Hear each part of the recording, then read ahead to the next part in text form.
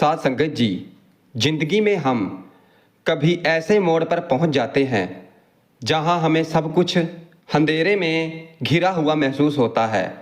हमारी सभी कोशिशें और हमारी मेहनत और हमारी ख्वाहिशें सभी कुछ बेकार सा लगता है।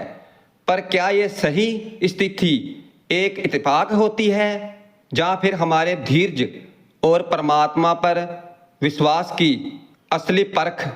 क्योंकि ज्ञानी पुरुष कहते हैं कि परमात्मा कभी भी अपना दरवाजा बंद नहीं करता है, मगर कभी हमें उसका फल उस समय मिलता है जब हम सब कुछ हार चुके होते हैं, खो चुके होते हैं।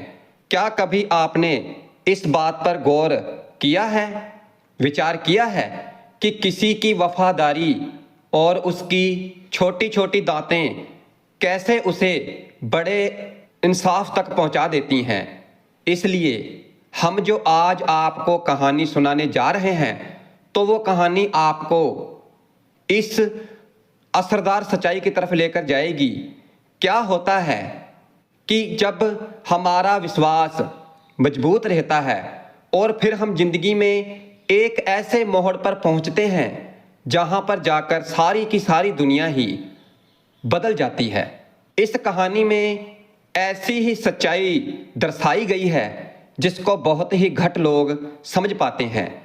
तो साथ संगत जी, ये एक मुसलमान गरीब मोची की कहानी है जो कि बहुत ही गरीब था और वो एक बरगद के पेड़ के नीचे मोची का काम करता था।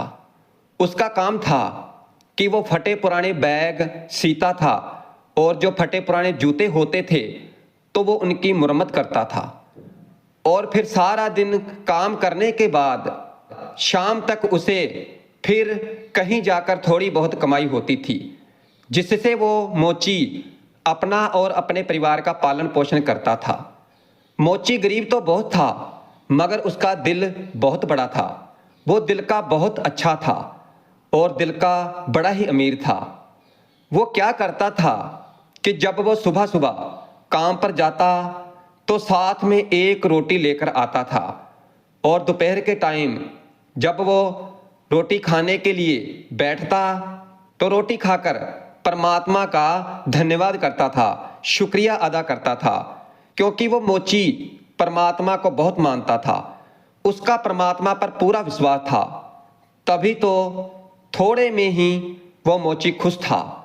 और जब वो मोची दोपहर में खाना खाता था तो उसका रोजाना का काम था, उसके पास कुछ चिड़ियां आकर बैठ जाती थी और फिर वो मोची उस रोटी में से एक टुकड़ा तोड़कर उसके छोटे छोटे टुकड़े करके उन चिड़ियों को डाल देता था और वो चिड़ियां उसके पास आकर ची ची करती हुई उन रोटी के टुकड़ों को खा जाती थी और खाने के बाद उड़ जाती थी। और फिर मोची आप खाना खाकर और चिड़ियों को खिलाकर वो कुछ समय के लिए उस बरगद के पेड़ के नीचे आराम करता था और साथ में नवाज भी अदा करता था। और फिर नवाज अदा करने के बाद वो मोची फिर से अपने काम में लग जाता। एक दिन एक मुसाफिर अपनी कीमती जूतों की मुरम्मत करवाने के लिए मोची के पास आया और वो एक नेक व्यक्ति की तरह लग रहा था। उसने सफेद रंग के कपड़े पहने हुए थे और सिर पर सफेद टोपी थी और हाथ में माला भी पकड़ी हुई थी। और उस समय मोची रोटी खाकर और उसके टुकड़े चिड़ियों को खिला रहा था। मुसाफिर ने देखा कि एक रूखी सूखी रोटी में से भी इस मोची ने रोटी का एक टुकड़ा संभाला हुआ है और हाथ जोड़कर परमात्मा का शुक्र भी कर रहा है। फिर मुसाफिर ने उससे कहा कि मियाँ जी, आप सूखी रोटी खाकर भी परमात्मा का धन्यवाद कर रहे हो, क्योंकि इस दुनिया में ऐसे भी लोग हैं जो रोज बढ़िया बढ़िया पकवान खाने के बाद भी परमात्मा का धन्यवाद नहीं करते। फिर मोची बोला कि मैं किसी से घट नहीं हूं, क्योंकि परमात्मा ने मुझे सबसे बड़ी दौलत सेहत दी है, क्योंकि अगर सेहत ही ना हो तो फिर इंसान सारा कुछ होने के बाद भी कुछ नहीं खा सकता। मेरे हाथ पैर सलामत हैं, मेरी सेहत बिल्कुल ठीक है, मैं काम कर सकता हूँ और उस परमात्मा ने सब्र की दौलत भी मुझे बख्शी है, तो फिर मैं परमात्मा का धन्यवाद क्यों ना करूं? क्योंकि ये चिड़ियाँ मेरी पड़ोसी हैं और इनका भी हक है, और मैं पड़ोसी होने का हक एक रोटी के टुकड़े से अदा करता हूँ, और मैं ये सब कुछ करके बहुत खुश होता हूँ। मुझे बहुत अच्छा लगता है, ऐसा करने से मेरे मन को बहुत सुकून मिलता है। मुसाफिर ये सुनकर बड़ा ही खुश हुआ। फिर उसने कुरान की कुछ आयतें पढ़ी, जिस तरह हम गुरबानी के श्लोक पढ़ते हैं। मोची ने वो सारी आयतें अदब से सुनी और कहा कि इन आयतों का अर्थ मुझे भी समझा दो। फिर मुसाफिर ने कहा, इन आयतों का मतलब ये है कि हे मौला, बादशाही का मालिक आप ही हो, जिसको चाहे बादशाही दे देते हो और जिसको चाहे इज्जत दे देते हो और जिसको चाहे बेइज्जती दे देते हो। तुम्हारे ही हाथ में है, भलाई है, बेशक तू हर चीज पर कादिर है। फिर मोची ने मुसाफिर का जूता मरम्मत करते हुए कहा कि बाबा जी, मैं आपसे मजदूरी नहीं लूँगा, आप मुझे कुछ आयतें याद करवा दें ताकि मैं उनको पढ़ता रहूं। फिर मुसाफिर ने मोची को वो आयतें याद करवाई और सलाम करके चला गया, और वो मुसाफिर बड़ा ही खुश हो रहा था, ये सोचकर कि आज उसने बड़ा ही बढ़िया सौदा किया है। खैर, वो मोची उस आयत को लगातार पढ़ता रहा और उसे वो आयतें याद भी हो गई और इसका मन भी लग गया, और वो आयत हर समय उसकी जुबान पर रहती। जब भी वो चिड़ियों की चींची सुनता, वो चिड़ियों को हंसकर कहता, वाह भाई वाह, तुम्हें भी आयतें याद हो गई। और फिर इसी तरह काफी दिन गुजर गए, और फिर अचानक मोची पर एक मुसीबत आ गई। काफी दिनों से उसके पास कोई भी जूता मरम्मत करवाने के लिए नहीं आया, कोई ग्राहक नहीं आया। मोची के पास कुछ ही पैसे बचे थे, तो वो उनको घर के लिए कुछ सामान लेकर आ गया और कुछ दिनों के लिए भोजन का इंतजाम हो गया। मगर काम अभी भी उसके पास नहीं आया था, और जो सामान था तो वो भी खत्म हो गया था, और चिड़ियाँ भी रोटी का इंतजार करते करते वापस चली गई। मोची केवल पानी पीकर गुजारा कर रहा था। उसे भूख तो लग रही थी, और उसे अपनी पत्नी और बच्चों की भी फिक्र थी। और फिर शाम को थक हार कर घर को वापस आ गया। घर में कोई भी खाने की चीज नहीं थी, सभी भूखे पेट सो गए थे, और ऐसे ही भूख के मारे मोची और मोची के परिवार के 2 दिन और बीत गए। वो केवल पानी पीकर गुजारा कर रहे थे, और सभी जीवों का भूख से बुरा हाल था, और उसके घर के अंदर कोई ऐसी चीज भी नहीं थी कि जिसको बेचकर वो घर का थोड़ा बहुत राशन ले आए। फिर मोची की पत्नी रोते हुए बोली कि हमारे मासूम बच्चे भूख के कारण मर जाएंगे। आज 4 दिन हो गए हैं और इनके पेट में अन्न का एक भी टुकड़ा नहीं गया है। इन बच्चों का क्या कसूर है? मोची की पत्नी ने अपने पति से कहा कि हमारे सामने वाले घर में चले जाओ, वहां पर आज दावत है, बाहर हलवाई लगे हुए हैं, आप पड़ोसी से खाना या कुछ पैसे मांग कर ले आना ताकि इन बच्चों का पेट भर जाए। मोची भी उदास बैठा हुआ था। उसने अपनी पत्नी से कहा, तुझे तो पता ही है कि हमारे सामने वाला पड़ोसी बहुत घमंडी है। मैं किसी का एहसान नहीं लेना चाहता, पर क्या करूं, इन बच्चों की हालत मेरे से देखी नहीं जाती। मुझे उससे कोई उम्मीद तो नहीं है कि वो हमारी सहायता करेगा, और अगर तुम कहती हो तो मैं चला जाता हूं। शायद परमात्मा उसके दिल में रहम पैदा कर दे। और फिर इतना कहकर मोची अपने पड़ोसी के पास चला गया और उसको प्रणाम किया और बोला, सेठ जी, मेरे बच्चे 4 दिन से भूखे हैं और उनकी भूख मेरे से देखी नहीं जा रही है। उनकी भूख ने मुझे मजबूर कर दिया है और मैं आपसे मदद मांगने आया हूँ। जहाँ तो आप मुझे कुछ पैसे ही उधार दे दो। जब भी मेरे पास पैसे का इंतजाम हो जाएगा तो मैं आपको वापस कर दूंगा। मेरे बच्चों की हालत मुझसे देखी नहीं जा रही है। अगर आपको यकीन नहीं है तो आप मेरे घर में आकर देख लो। वो 4 दिन से भूखे हैं और पानी पीकर गुजारा कर रहे हैं, और अगर आज भी उनको खाने के लिए कुछ नहीं मिला तो वो मर जाएंगे। फिर पड़ोसी अहंकार में हंसता हुआ बोला कि बड़ा चालाक है तू। तूने बाहर हलवाई लगा हुआ देख लिया और सोचता है कि मांग कर खा लेते हैं, क्योंकि मेहनत करके पैसे कमाने में तुम्हें शर्म आती है। मुझे देख, मैंने बहुत मेहनत की है, फिर कहीं जाकर आज इस मुकाम पर पहुंचा हूं, और मैं तेरे जैसे मुख्तखोर पर पैसा क्यों खराब करूं? जा यहां से चला जा। और पता नहीं उस अहंकारी व्यक्ति ने मोची को क्या क्या कहा, और मोची बेचारा चुपचाप खड़ा हुआ सब कुछ सुनता रहा। फिर पड़ोसी ने अपने नौकर को आवाज लगाई कि इसको धक्का देकर मेरे घर से बाहर भगा दो। और फिर इतना सुनकर 2-3 नौकर दौड़कर आए और मोची को धक्का देकर घर से बाहर निकाल दिया। और मोची बेचारा, जिसके अंदर हुनर तो था मगर ताकत नहीं थी, उन नौकरों के धक्का देने से जमीन पर गिर गया और फिर उसका सिर नीचे पड़े हुए पत्थर से टकरा गया, और जिसके कारण उसके सिर से खून निकलने लगा। और फिर जैसे तैसे करके वो जमीन से उठा और अपने सिर पर हाथ रखा और मस्जिद की तरफ चला गया, क्योंकि इस हालत में घर जाने की हिम्मत उसके अंदर नहीं थी, क्योंकि बच्चे खाने की आस लगाकर बैठे हुए थे, अपने पिता की इंतजार कर रहे थे कि पिताजी खाना लेकर आएंगे। और उधर मस्जिद में जाकर मोची ने सबसे पहले तो अपने कपड़ों को झाड़ा और अपने सर का जख्म साफ किया, और फिर नमाज पढ़ने लगा। और फिर नमाज अदा करने के बाद वो परमात्मा के आगे रो रो कर अपने गुनाहों की मुआफ़ी मांगने लगा।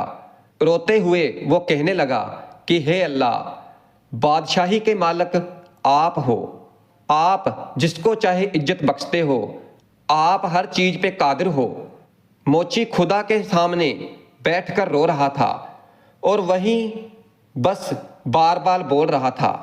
और फिर इतने में मस्जिद में एक आदमी मोची के पास आया और उसने मोची की जुबान से ये लफ्ज़ सुने तो उसके दिल पर बड़ा गहरा असर हुआ, और फिर वह भी वहाँ पर नमाज पढ़ने में लग गया। नमाज अदा करने के बाद में उसने मोची को सलाम किया और कहा कि मैं एक व्यापारी हूँ और इस शहर में अपना सामान लेकर आया हूँ बेचने के लिए, मगर जब मैं यहाँ आया तो मेरे साथी की मौत हो गई, और अब मुझे एक नया मुलाजिम चाहिए, और तू भी मौला के घर में है और मैं भी मौला के घर में हूँ।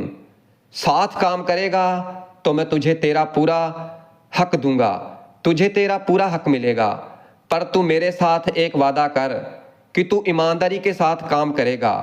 फिर मोची ने परमात्मा का शुक्रिया अदा किया, क्योंकि परमात्मा ने उसकी दुआ सुन ली थी। और फिर उस व्यक्ति ने मोची को कुछ पैसे दिए, और फिर मोची ने उन पैसों से बच्चों के लिए खाना खरीदा और अपने घर ले गया। और फिर सभी ने मिलकर भोजन खाया, और फिर मोची ने व्यापारी के साथ मिलकर काम करना शुरू कर दिया। और फिर कुछ ही समय में उसके पास काफ़ी पैसा जमा हो गया। और फिर जब व्यापारी अपने शहर वापस चला गया तो फिर मोची ने अपना कारोबार शुरू कर दिया, क्योंकि उसे व्यापार की समझ आ गई थी। परमात्मा ने उसके कारोबार में बरकत कर दी, और फिर इस तरह वो मोची कुछ ही समय में शहर का सबसे बड़ा अमीर व्यक्ति बन गया। उसने एक खूबसूरत सा मकान बनाया और जिस कुरान की आयत वह हर समय पढ़ता रहता था तो उसकी लिखत को एक पत्थर पर लिखवाकर अपने घर के मेन गेट पर लगवा दी। और अब उसके घर पर नौकर काम करते थे। रसोई में बहुत भोजन तैयार होता था और जो भी गरीब भूखा प्यासा उसके घर आता था तो मोची उसको इज्जत के साथ पूरे सम्मान के साथ बिठाकर भोजन करवाता था और उसकी मदद भी करता था। और उस पेड़ के नीचे रहने वाली चिड़ियों को वो मोची आज भी नहीं भूला था। वो हर रोज उनको रोटी के छोटे छोटे टुकड़े करके डालकर आता था।